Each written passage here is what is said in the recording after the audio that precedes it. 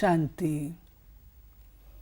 आज श्री कृष्ण जन्माष्टमी की हमारे सभी दर्शकों को बहुत बहुत बधाई हो। आज का दिवस बहुत मीठे खुशहाल वाइब्रेशन से भरा हुआ दिवस है। आज हम आपको बताने जा रहे हैं कि श्री कृष्ण जन्माष्टमी क्यों मनाई जाती है, श्री कृष्ण जी कौन थे, उनमें इतना आकर्षण क्यों है, और भी अन्य कई इससे संलग्न बातें वह हम इस एपिसोड में आपके सामने रखेंगे।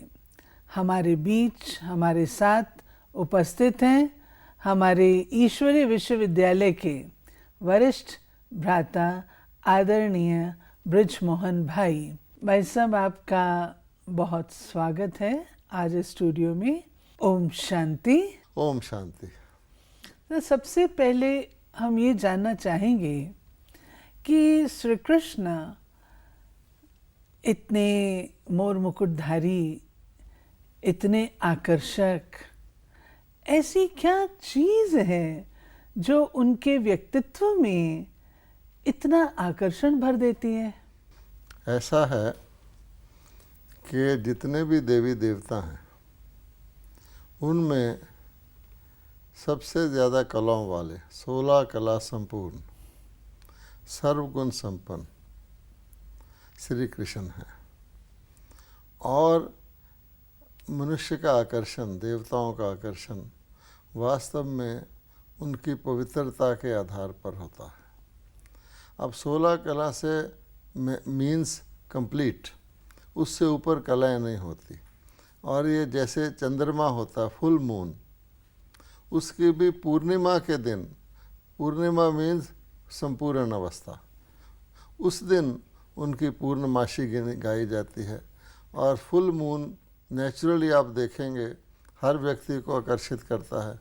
जिस रात को पूरा चांद होता है, हर एक का ध्यान ना चाहते हुए भी उसकी तरफ जाता है। तो 16 कंप्लीशन की स्टेज है। तो फुल्ली परफेक्ट जिसको कहा जाता है in human form, in deity form, वो श्री कृष्ण जी है। और इसी आधार पर आप जानते हैं कि शरीर के भी 16 श्रृंगार प्रसिद्ध हैं। ये तो आउटवर्ड है, लेकिन वास्तव में आत्मा की जो पवित्रता है वो उसके चेहरे से, उसके चलन से झलकती है। तो श्री कृष्ण क्योंकि 16 कला संपूर्ण है, परफेक्ट हैं, इसलिए नेचुरली उनका शरीर भी आकर्षित करता है, आत्मा की आभा भी उसमें से आकर्षित होती है। इसलिए सबसे अधिक आकर्षण करने वाले, मैग्नेटिक पुल वाले जैसे कहें, श्री कृष्ण जी हैं। वैसा भी एक सवाल उठता है कि श्री कृष्ण जी इस धरा पर कब आए थे और आगे भी आएंगे? कि सृष्टि चक्र का जो नियम है उसके अनुसार जितनी ज़्यादा कलाओं वाली आत्मा होगी उतनी शुरू में आदि में आएगी। तो श्री कृष्ण जी क्योंकि 16 कला संपूर्ण हैं, तो उनका जन्म नए सृष्टि चक्र पुनरावृत्त होता रहता है। तो नए सृष्टि चक्र की आदि में विश्व के प्रथम महाराज कुमार रूप में हुआ था, क्योंकि सतयुग सतो प्रधान पावन देवी सृष्टि है। तो उस समय उनका जन्म हुआ। और उसका एक यादगार भी चला आता है कि उनको एक पत्ते के ऊपर सागर में तैरता हुआ दिखाया जाता है, अंगूठा चूसते। हाँ। और भी बात है कि आप देखेंगे कि वो उनको बंसी बजाते हुए दिखाया गया है ना। तो ये बंसी जो है, कई जगह उनको ग्लोब के ऊपर बैठे हुए बंसी बजाते हुए दिखाया गया है। तो बंसरी जो है, चैन जैसे कहा जाता है ना, चैन की बंसी बजा रहा है ये व्यक्ति, तो इस प्रकार से उनका आभा इस प्रकार से भी प्रकट की जाती है। भाई साहब, एक सवाल उठता है कि श्री कृष्ण जी को आपने कहा कि वे सत्यु के प्रथम महाराज कुमार थे, और उधर श्री नारायण जी के साथ श्री लक्ष्मी जी को दिखाया जाता है, जिनको सत्युगी सृष्टि के प्रथम चक्रवर्ती महाराजन माना जाता है। तो क्या दोनों में कोई लिंक है? जी हाँ, आप देखेंगे कि श्री कृष्ण के प्रौढ़ अवस्था के आपको चित्र नहीं मिलेंगे और श्री नारायण के बचपन के चित्र नहीं मिलेंगे।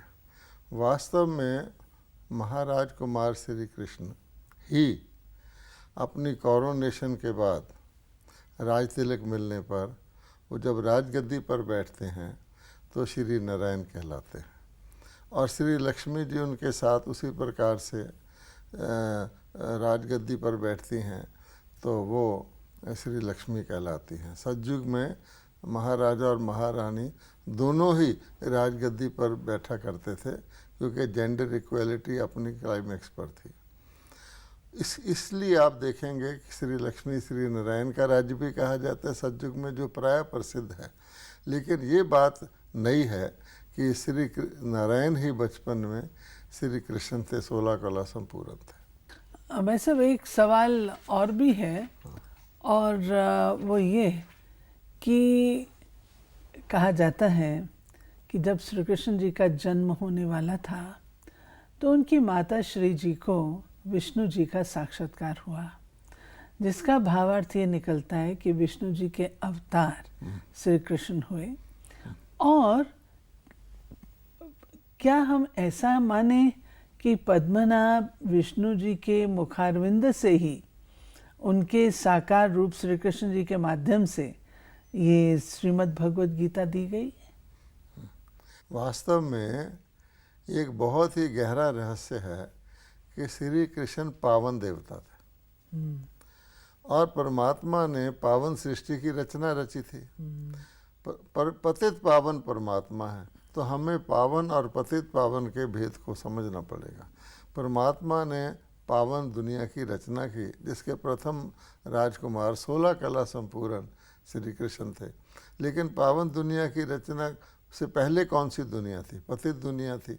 तो पतित दुनिया में तो सभी आत्माएं जी थी विकारों के वश में थे और गीता में लिखा हुआ है कि मैं आके पतित दुनिया को पावन बनाता हूँ, काम क्रोध लोभ मोहंकार पर जीत पहनाता हूँ। उस हिसाब से अगर आप देखेंगे तो श्री कृष्ण जी को वैसे भी दिखाया गया है, श्याम सुंदर दिखाया गया कि नहीं? वो कहा जाता है उनको काली देह काली नाग श्याम वर्ण का रसा, तो वो उनके काले हो गए। तो वास्तव में ये काले और श्याम और सुंदर का रहस्य आत्मा से है कि आत्माएं पावन से पतित बनती हैं। तो जो भी शरीरधारी देवता थे जिनमें श्री कृष्ण सर्वश्रेष्ठ हैं, उनके लिए कहा जाता है कि वो पुण्य क्षीण होकर वाम मार्ग में चले गए। तो वास्तव में श्री कृष्ण गीता के रचयिता नहीं है, बल्कि श्री कृष्ण श्रीमद् भगवद गीता की प्रथम रचना है। ये तो बहुत ज़बरदस्त रहस्य आज आप बता रहे हैं, जो शायद हमारे दर्शकों को इसका पहले ज्ञान न था। इस रहस्य का उद्घाटन स्वयं निराकार परमात्मा शिव ने अब पुनः प्रजापिता ब्रह्मा के माध्यम से उनके शरीर रूपी रथ में प्रवेश करके किया है। वही हम बता रहे हैं, क्योंकि गीता में ये भी वर्णन है कि जब फिर धर्म ग्लानि होगी मैं फिर आऊँगा, है ना। तो ऐसा नहीं कि गीता पुस्तक में वो ज्ञान है जिसको पढ़ने से व्यक्ति पावन हो जाए। उन्होंने उसमें प्रण दिया हुआ है फिर धर्म ग्लानि होगी, मैं ही आके फिर सत्य ज्ञान सुना के सत धर्म की पुनर्स्थापना करूँगा। वैसे में एक बात और ही इससे लिंक होती हुई है, एक सवाल कि ऐसा कहा जाता है कि सृष्टि के आदि में प्रजापिता ब्रह्मा ने यज्ञ रचा, जिस यज्ञ से ब्राह्मण और देवता पैदा हुए और वृद्धि को प्राप्त हुए। इसका भावार्थ क्या है? ये भी बड़े रहस्य की बात है, क्योंकि इसका अर्थ यही है कि परम पिता परमात्मा निराकार शिव के साकार माध्यम प्रजापिता ब्रह्मा थे। क्योंकि ब्रह्मा जी के द्वारा यज्ञ रचा हुआ दिखाया गया है। परम पिता परमात्मा ने गीता ज्ञान सुनाने के लिए रुद्र यज्ञ रचा। रुद्र शिव को भी कहते हैं। शिव परमात्मा ने अविनाशी रुद्र गीता ज्ञान यज्ञ रचा।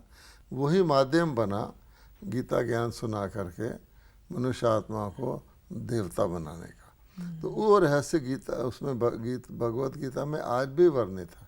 और जो जो आपने कहा जिससे ब्राह्मण उत्पन्न हुए और देवता उत्पन्न हुए और वृद्धि को पाए, तो ब्राह्मणों को वैसे भी ब्रह्मा जी की मुख वंशावली दिखाया गया, जिनको परमात्मा ने मुख द्वारा, मुख अरविंद से ब्रह्मा से गीता ज्ञान सुनाया। और जो रथ दिखाया गया गीता ज्ञान सुनाने का, वो भी कोई घोड़े गाड़ी वाला रथ नहीं है, बल्कि वो शरीर रूपी रथ है। शरीर को भी रथ कहा जाता है ना, जब आत्मा निकल जाती है तो कहते हैं अरथी जा रही है, तो ये मनुष्य आत्मा का रथ है। तो उस रथ में 2 सवार थे, क्योंकि परमात्मा जन्म नहीं लेते, निराकार शिव अपना रथ तो ले नहीं सकते। गीता में वर्णन है कि मैं परमात्मा साधारण मनुष्यों की तरह माता के गर्भ से जन्म नहीं लेता हूँ, मैं प्रवेश होने योग्य हूँ, मैं प्रकृति को अधीन करके आता हूँ। तो परमपिता परमात्मा जिस आत्मा के, जिसको कहा जाता है भाग्यशाली शरीर रूपी रथ, उसमें प्रवेश करते हैं, उसको ब्रह्मा का नाम देते हैं, इसीलिए भागीरथ भी कहा जाता है। इन बातों से एक प्रश्न और दिमाग में आ रहा है कि श्री कृष्ण जब सत्यु के प्रथम महाराज कुमार हैं, वो सृष्टि सर्वगुण संपन्न 16 कला संपूर्ण वाली है, संपूर्ण पवित्र सृष्टि है। फिर श्री कृष्ण जी को दिखाया गया कि बाल रूप में ही उन्होंने कंस, जरासंध, शिशुपाल और ये पूतना का वध किया। ये बात दोनों मैच नहीं करती। वास्तव में कोई भी देवता या देवी हिंसक नहीं है। उनके हाथों में जो अस्त्र शस्त्र दिखाए गए हैं, ये सब दिव्य अस्त्र हैं। अगर गीता जी के प्रथम चैप्टर में आप पढ़ें तो उसमें बताया गया है कि सभी ने अपने अपने शंख बजाए, लेकिन श्री कृष्ण जी ने दिव्य शंख बजाया, अर्जुन ने दिव्य शंख बजाया, यानी उनके साथ वो स्थूल शंख की बात नहीं है। इसी प्रकार से ये जो अस्त्र शस्त्र दिखाए गए हैं, ऐसा कह दिया गया कि भगवान ने हिंसक युद्ध कराया, श्री कृष्ण जी महाभारत युद्ध कराने के निमित्त बने, ऐसा नहीं है। अगर आप भगवत गीता को ही देखें तो उसमें बताया गया है कि आत्मा के अंदर जो 5 विकार हैं वही उसके दुश्मन है।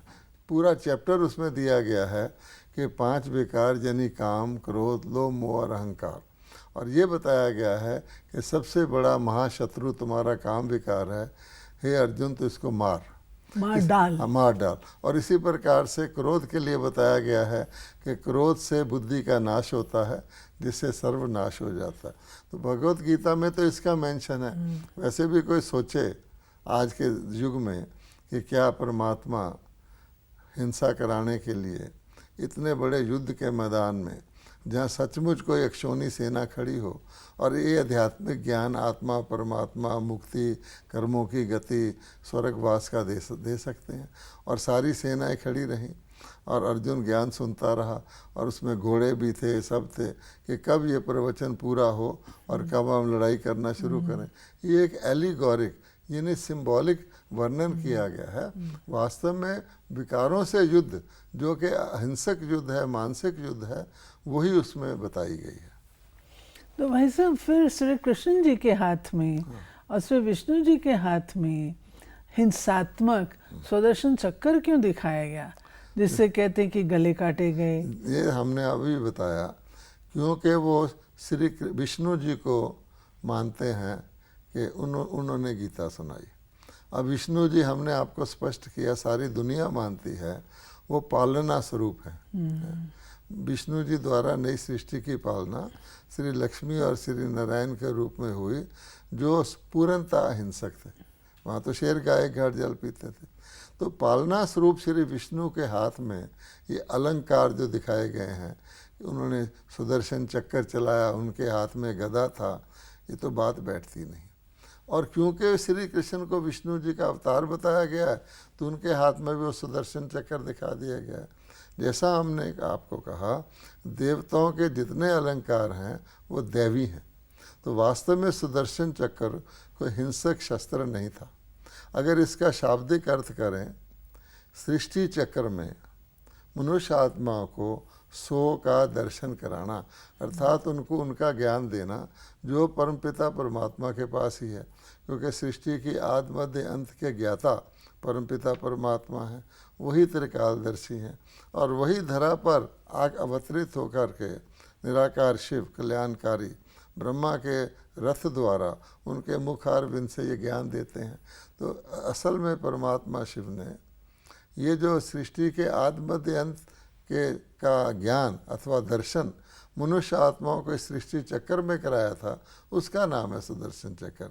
तो ना तो युद्ध हिंसक है, ना जो कोई हथियार हिंसक है, ये वर्णन इस तरह किया गया। और लोग क्योंकि इस सत्यता को भूल गए हैं और परमात्मा ने पहले ही बताया हुआ है एक दिन आएगा आप भूल जाएंगे, इसीलिए फिर उसमें चौथे चैप्टर में लिखा गया है कि जो ज्ञान तुमको मैं सुना रहा हूँ, जो योग तुमको मैं सिखा रहा हूँ, ये बहुत समय से प्रायलुप्त है। परमात्मा ने गीता का ज्ञान कलयुग के अंत में और सतयुग की आदि के बीच के संधि काल या संगम में दिया गया। संगम तो प्रसिद्ध है, लेकिन वो युगों के संगम को नहीं समझते।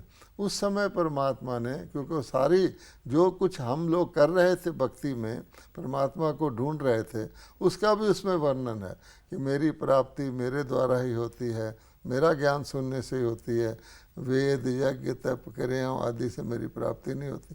परमात्मा को ये क्यों कहना पड़ा कि मनुष्य आत्मा ये सब कुछ कर रहे थे, उसको ढूंढ रहे थे।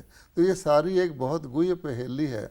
वास्तव में हम लोग भाग्यशाली हैं जो परमपिता परमात्मा इस समय ब्रह्मा जी के द्वारा, ब्रह्मा कुमारी बहनों के द्वारा जो ईश्वरी संदेश वाहक हैं, हमें ये ज्ञान दे रहे हैं।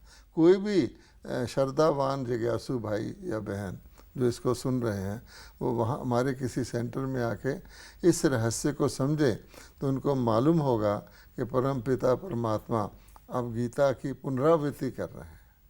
और अभी आपने पूछा था शुरू में श्री कृष्ण फिर कब आएंगे।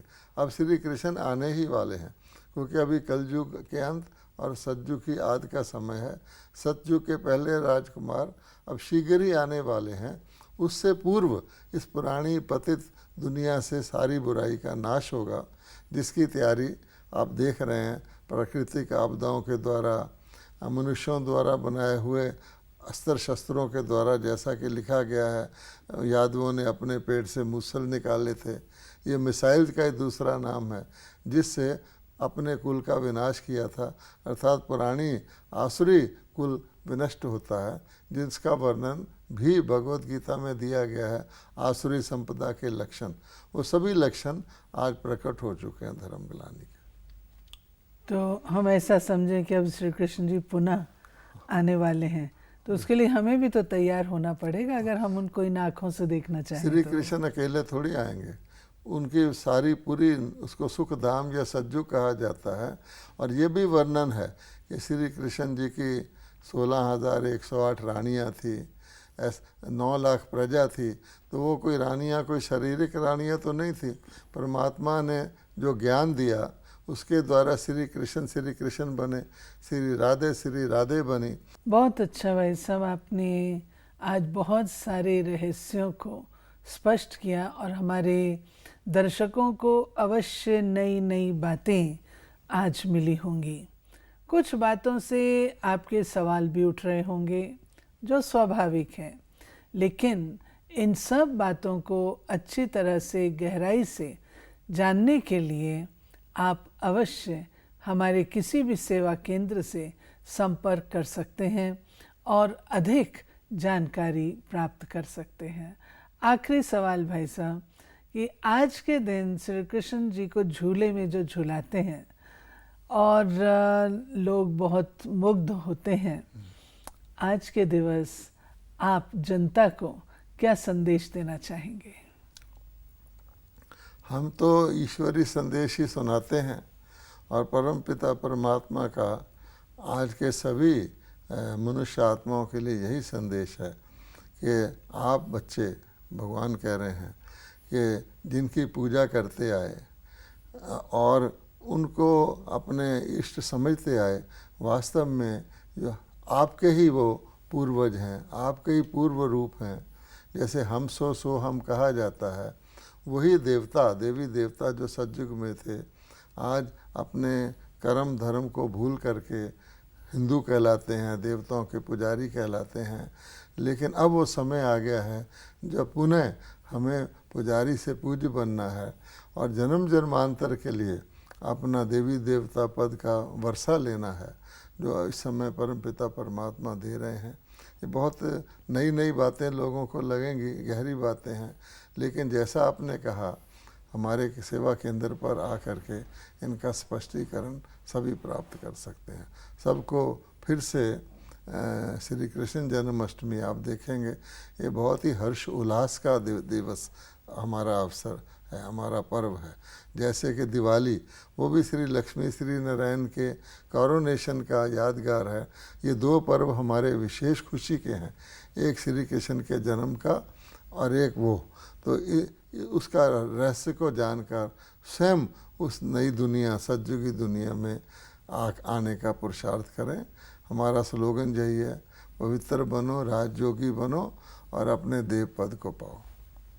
बहुत बहुत धन्यवाद भाई साहब, आपने सब बातें समझाई। Thank you very much. Om Shanti. Om Shanti.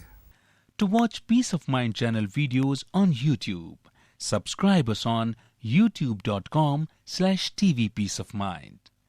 Just a click for a peaceful life.